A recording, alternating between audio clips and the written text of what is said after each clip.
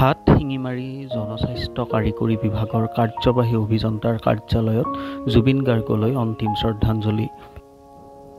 দক্ষিণ শালমাৰা মানকাছাৰ জিলাৰ সদৰ হাট শিঙিমাৰী জিলা জনস্বাস্থ্য কাৰিকৰী বিভাগৰ কাৰ্যবাহী অভিযন্তাৰ কাৰ্যালয়ৰ প্ৰাংগণত বিষয়া কৰ্মচাৰীসকলে জুবিন গাৰ্গৰ মৃত্যুত শোক প্ৰকাশ কৰে আৰু জুবিন গাৰ্গৰ মৃত আত্মাৰ সদ্গতিৰ বাবে চিৰশান্তি কামনা কৰে।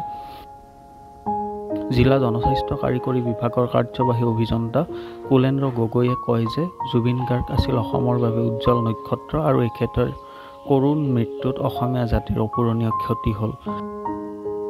এখেত আছিল অসমৰ বাবে গৌৰৱ আৰু এখেতৰ মৃত্যুত অন্তৰত দুখ আৰু বেদনা পাইছোঁ। উক্ত কাৰ্যালয়ৰ বিষয়া কৰ্মচাৰীসকলে জুবিন গাৰ্গৰ মৃত আত্মাৰ সদ্গতিৰ বাবে ভগৱানৰ ওচৰত প্ৰাৰ্থনা কৰে আৰু 1 মিনিট মৌনতা পালন কৰি শেষ শ্ৰদ্ধাঞ্জলি জনায়।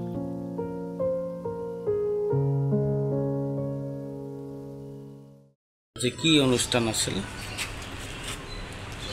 এতিয়া আজিৰ এই যিটো প্ৰগ্ৰেম কৰিছোঁ, এই প্ৰগ্ৰেমটো আমি কেতিয়াও ভবাই নাছিলোঁ যে এনেকৈ আমি জুবিন গাৰ্গ, আমাৰ মৰমৰ জুবিন গাৰ্গ, হিয়াৰ আমঠু জুবিন গাৰ্গক এনেকৈ যে শ্ৰদ্ধাঞ্জলি দিব লাগিব, এই কথা কেতিয়াও সপোনতো ভবা নাছিলোঁ।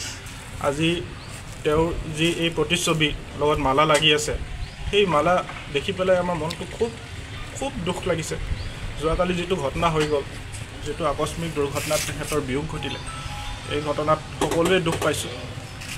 আমাৰ সৰুৰে পৰা তেখেত এজন লেজেণ্ড হিচাপে আমি মানিছিলোঁ, তেওঁৰ গীত শুনিয়ে আমি ডাঙৰ দীঘল হৈছিলোঁ আৰু তেওঁ যে আজি নাই, এই কথাষাৰ মানিবলৈ টান লাগিছে। এতিয়া ক'বলৈ বহুত বিচাৰিছোঁ, কিন্তু শোকত ক'ব পৰা নাই আজি। তথাপিও তেওঁৰ আত্মাই যাতে চিৰশান্তি লাভ কৰে, তাৰ কাৰণে অফিচত আমি এই শ্ৰদ্ধাঞ্জলি তথা পুষ্পাঞ্জলিৰ এটা আয়োজন কৰিছোঁ, তেওঁৰ আত্মাই যাতে শান্তি পায়।